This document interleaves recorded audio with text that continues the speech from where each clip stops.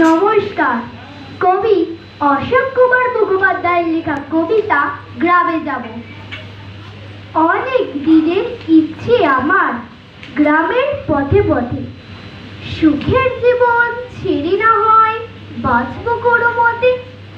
শুনবো আমি পাখির কুজর গাছের ফাঁকে ফাঁকে, মন ছুটে যায় অনেক দূরে জোড়াক যেথা থাকে।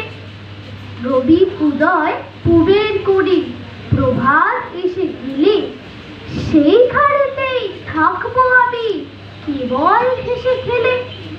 সাত জাগে যে দেখতে আমার দিঘির কালো জল, হাঁসগুলি সব পেট পেকিয়ে যেথায় খলবল।